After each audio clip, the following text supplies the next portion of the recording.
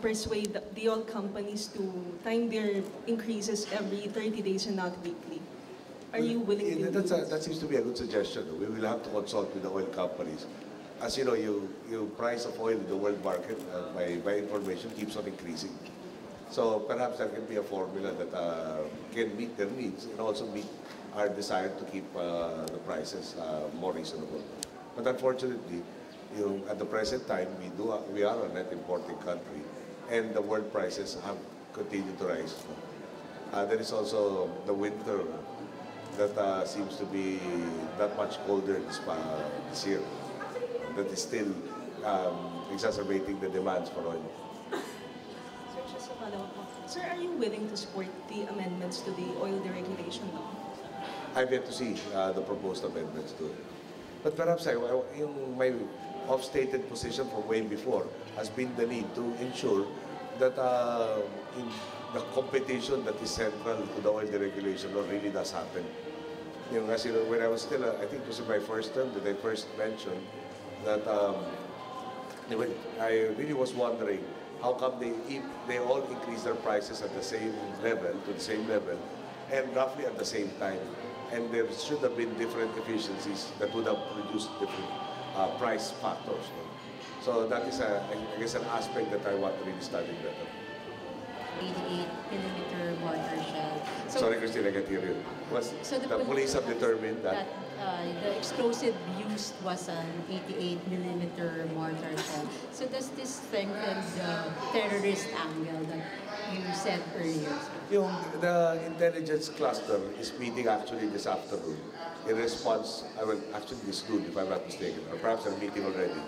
And they have been this whole day reassessing all of the intel that has come through their various desks and agencies. We are trying to correlate all of this data again, revisit all of them to find out if there were any indications of any groups that were planning this. At this present time, we will not point to any particular group as being behind this. We are not even sure that the label terrorist is the most appropriate. There are certain sectors that are saying it might be an extortionist group also. So until we have the data and solid evidence, I think we and nobody can make any pronouncements. Pero we didn't have any prior intel, sir, about this kind of. The closest intel there was sometime in the third quarter, either the fourth quarter, I think, of last year, where there was supposed to be a desire by certain terrorist elements to undertake these activities, but the assessment was they didn't have the necessary resources to carry it out, to include a support base that will help them carry out their plans. So that is being reassessed now. Sir, earlier po sabi po ng AFP, they are also seriously looking at the possibility na the stabilization plot din daw po to. Is the palace open to this? And how confident are you, sir? This is the stabilization plot. Again, the closest of the intel report says a potential terrorist desire to undertake such activities. So at the present time, you let us allow our agencies, our security agencies in particular, in the intelligence group community, to complete their work so that we can have concrete leads as to how to best proceed in addressing the problem. But in the interim, I understand the PNP is already coming up with the guidelines as to how to harden potential areas that might have an increased threat level.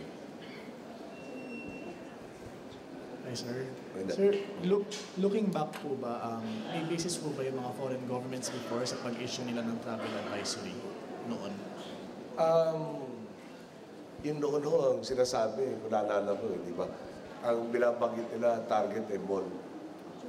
Yung bus at yung mall, malaki yung difference na pagiging softer. Yung bus kasi, according to the MMDA, we have something like 7,000 buses flying Metro Manila already. So the physical act of guarding all 7,000 while they're traveling, yung facilities medyo mas madali. Pero pag kumikilos na po 7,000, yung mall fixed, yung mall designated lahat ng entrances, may mga security guards guarding ito, inadequate trained, pero yung bomb sniffing dogs available. But in the buses, layo ng pagiging softer. This was not identified in the previous reports. Sir, you mentioned yesterday in your speech, Japanese corporation having parang pledge, 1 billion pledge. Can you share to us the nature of the pledge, investment pledge, and in what currency, dollar or peso? What As I said, it's over $1 billion. I have yet to meet this group. I think they're asking for an appointment next week.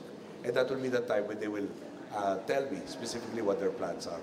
So I asked our Secretary of Trade and Industry to get in touch with this particular group and to come up with, to brief me on the details of their planned investment. Okay. But I can't reveal it at this time because that meeting is about to happen. Sir, follow up lang dun sa sinabi niyo na yung previous report na natanggap niyo is ang original target was the shopping malls. The basis for the travel advisory was a raw report that they were quoting an imminent attack on a mall. No? And if I remember correctly, when they were passing, there wasn't that high a confidence level as to the veracity of the information being given. But they gave it in the off chance lest they be accused of not sharing pertinent information. So wala ba kayo nakikitang intelligence breakdown with what happened yesterday na we failed to detect na? Yung sinabi naman po ng ating intelligence community, no? Meron talaga weakness of any country. Ano po yun?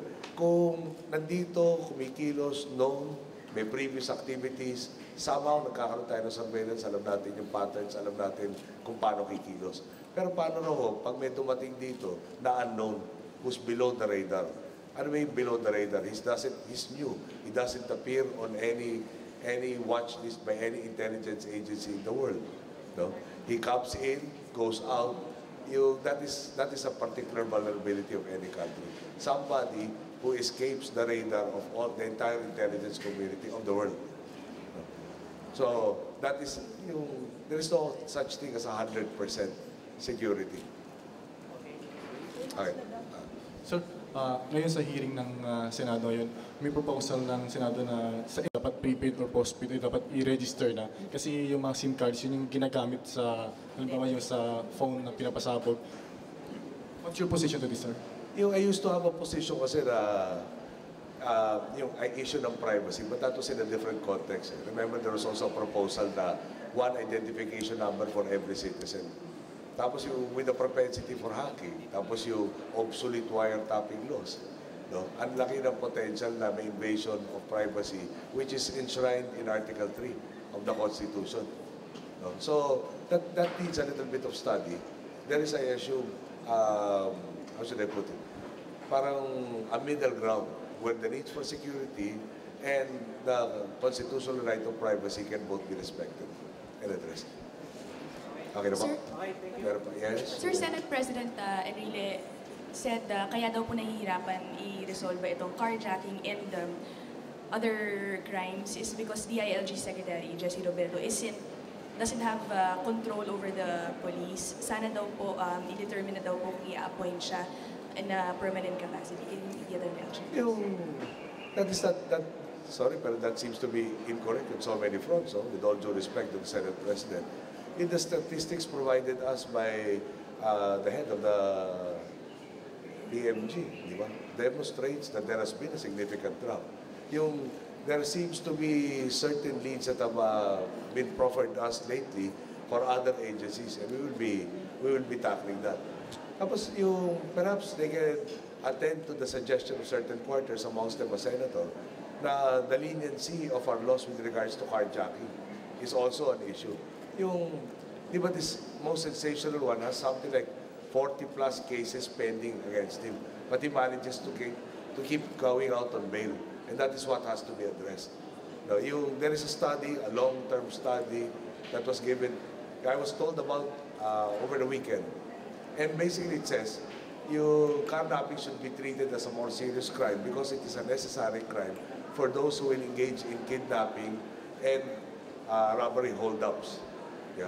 So there will always be a demand for that for these other crimes. So if we make it a serious crime, yung stricter rules on bail, for instance, then that will induce a further drop, and a more significant drop than just the 36%. Okay.